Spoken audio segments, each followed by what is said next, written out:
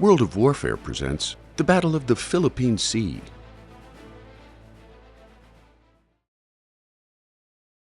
By the summer of 1944, war in the Pacific Theater had crossed a decisive turning point, following a series of crushing defeats for the Japanese as the American Navy rolled through the Central and Southwestern Pacific, sweeping enemy troops from the Gilberts, the Marshalls and New Guinea, as they brought the war ever closer to Japan's doorstep.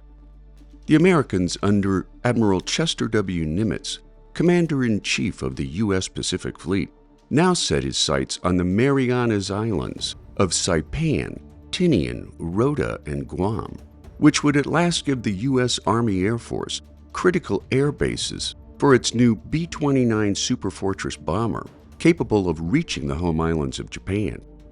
Taking the Marianas would also cut Japan's lifeline to its vital southern supply line of desperately needed resources, such as oil, rubber, and tin coming from the Dutch East Indies, while stripping the Japanese of their absolute national defense zone, which they had established in the Marianas, a place where they had vowed to defend their territory to the last man.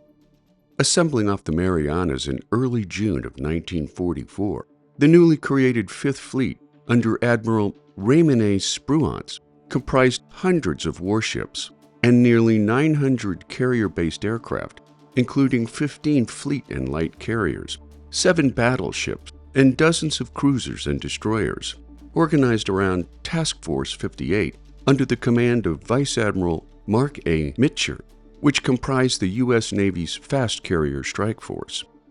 The Japanese, meanwhile, faced some sobering arithmetic, since their combined fleet under the command of Admiral Suimu Toyoda had been badly depleted by previous defeats in the Solomons and at Midway, which left the Japanese Navy with a hastily trained stable of replacement pilots who possessed less than 100 flight hours each in 430 new and old Zero fighter planes. Despite the numerical shortcomings, Toyota conceived a decisive counterstrike known as Operation A-Go, which would converge from their Philippine anchorages in the Western Pacific to crush the invaders once and for all, from a combination of carrier-based fighters and land-based air power stationed at Guam, Tinian, Saipan, Yap, and Palau.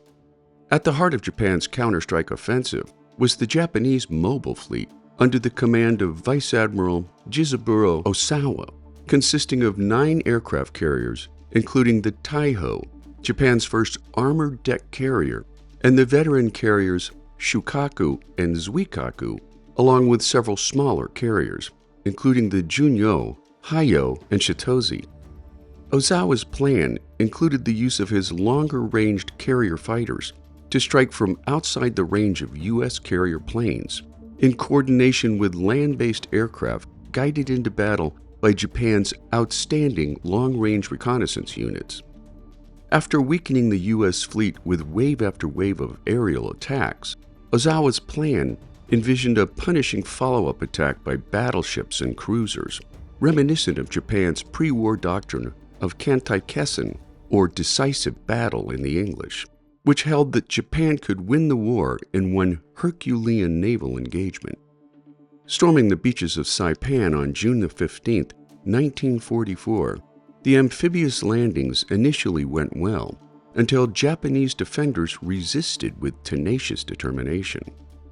Reports of the invasion reached Tokyo within hours, prompting Admiral Toyoda to immediately activate Operation A-Go, ordering his mobile fleet to sail from the Philippines eastward to engage the Americans in a Kantai-Kessen offensive. While the American carrier fleet remained to the east of the Marianas to cover the Saipan landings, Ozawa's fleet approached from the west, splitting into several battle groups, including 3 carrier divisions. Ozawa's battle strategy relied heavily on the fact that his lighter Japanese Zero fighters possessed a range up to 300 miles, while the Americans' heavier F-6F Hellcat fighters had shorter reach, an estimation on Ozawa's behalf that would soon be negated by the power of U.S. radar, fighter direction, and superior piloting skills. As the morning of June 19th dawned clear and calm over the Philippine Sea, U.S. radar aboard the carriers of Task Force 58 began to detect enemy formations approaching from the west towards an enemy whose carrier groups were spread across hundreds of miles of open ocean, each surrounded by cruisers and destroyers bristling with radar and anti-aircraft guns. Launching 70 Japanese aircraft at 8:30 a.m., including fighters, dive bombers, and torpedo planes, the Americans' superior radar detected the flights from 150 miles out, prompting Mitcher to scramble nearly 200 Hellcats to intercept the enemy, leading to one of the most lopsided air battles in military history. The American pilots, guided by radar controllers aboard ships like the Enterprise and Lexington, intercepted the Japanese formations well away from American naval assets as they tore into the enemy with devastating consequences against inexperienced Japanese pilots employing outdated tactics. Less than a dozen enemy bombers pierced the fighter screen for attack runs on American aircraft carriers. Only none scored a hit. By noon, the Japanese had launched 2 more waves of attacks with similar results as the first. Now vastly improved with radar proximity fuses, American anti-aircraft fire shredded every plane that made it through the Americans' fighter screen, leading U.S. fighter pilots to refer to the carnage as the Great Marianas Turkey Shoot, when some 300 Japanese aircraft were shot down in a matter of hours, annihilating the cream of Japan's remaining naval aviation force in a single day. Tragedy also struck Ozawa's surface fleet when the carrier Taiho was hit by a lone torpedo fired from the American submarine USS Albacore, which detonated near the forward aviation fuel tanks. After several hours of firefighting and damage control, in an ill-fated attempt to ventilate gas fumes from the crippled ship, a crewman accidentally triggered an explosion that ripped through the hangar decks, igniting a massive fire that turned the Taiho into a burning cauldron of death, before exploding and sinking with more than 1,600 lives on board. Shortly after the Taiho sank, another American submarine, the USS Kavala, stalked and torpedoed the carrier Shokaku with multiple hits, causing catastrophic explosions as aviation fuel and bombs ignited the ship, sinking rapidly at a cost of 1,200 lives. By nightfall, Ozawa's remaining fleet was in total disarray, yet he resolved to carry the fight to the bitter end. As Ozawa withdrew to the west to regroup for his final attack, Admiral Spruance was given a difficult choice when reconnaissance reports indicated a full-scale Japanese retreat.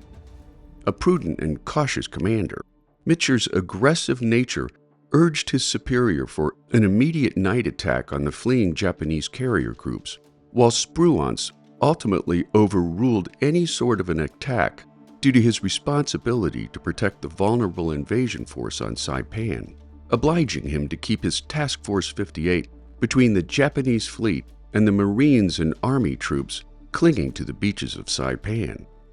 In what became known as the Mission Beyond Darkness, in the pre-dawn hours on June the 20th, American reconnaissance flights located the Japanese fleet some 275 miles to the west, near the extreme outside range of U.S. carrier aircraft, prompting Mitcher to order a strike despite the risk that some of his planes would run out of fuel on their night journey home.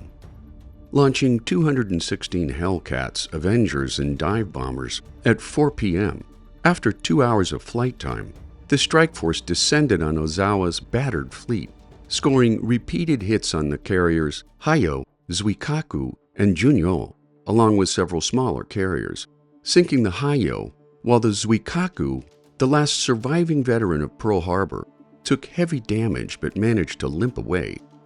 As darkness descended, the American flyers faced their own ordeal when many were forced to ditch in the sea after running out of fuel on their return flight.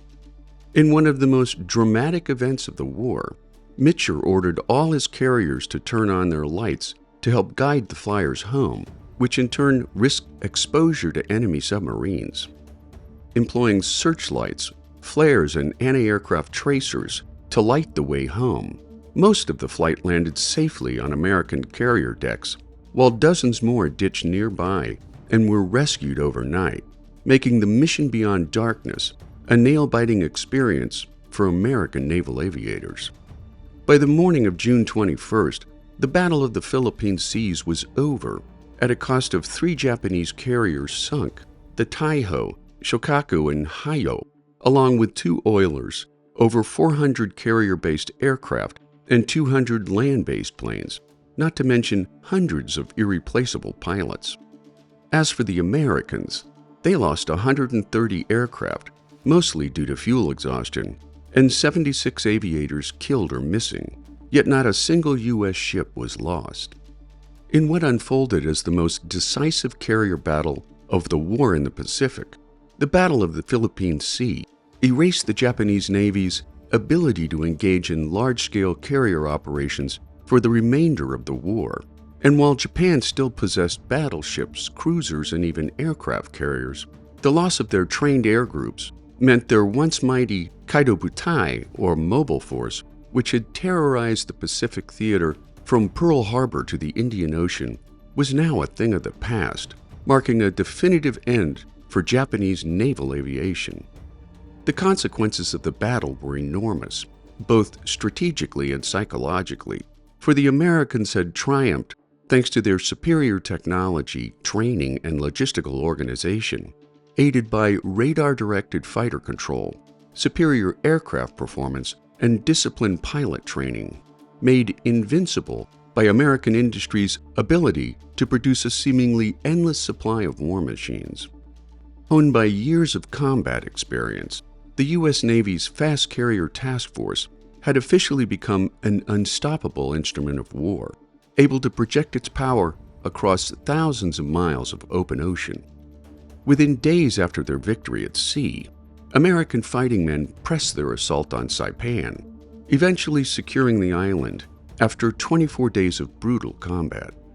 For the Japanese, on the other hand, their loss at the Battle of the Philippine Sea proved to be both catastrophic and demoralizing, shattering any illusion that the island nation could hold off the Americans in the Central Pacific. When the news reached Tokyo, a wave of shock and despair took hold over the Japanese populace, and while Admiral Toyoda publicly vowed to fight on, in private he acknowledged that the Imperial Navy's ability to contest the Americans at sea was no longer feasible, for without air cover, Japan's remaining warships were reduced to defensive roles only, hiding in home waters or making futile sorties against overwhelming American air power. When the decisive Battle of Leyte Gulf transpired 4 months later, Japan's carrier force would be used only as decoys, since her flight decks and hangar bays stood empty of both planes and pilots. While the Battle of the Philippine Sea has been frequently compared to the Battle of Midway in June of 1942, in truth, the differing contexts made for completely different battle conditions. While both battles witnessed the destruction of Japanese carriers, Midway was a different sort of turning point, which proved to be a defensive victory that halted Japan's previously unstoppable advance across Polynesia and Oceania. The Battle of the Philippine Sea, by contrast, was an offensive victory during America's now unstoppable drive toward the home islands of Japan, resulting in new and closer airfields that subjected major Japanese cities to fierce bombardment by American B-29 bombers. From a technical standpoint, furthermore, in 1942, American radar was relatively primitive, while by 1944, radar coverage and coordinated fighter direction irreversibly tipped the balance of power in the Pacific theater of operations. From the smoking hulks of the Taiho, Shokaku, and Hayo rose a simple, tragic truth. The age of Japan's carrier dominance was forever a thing of the past for the soon-to-be-defeated Japanese people.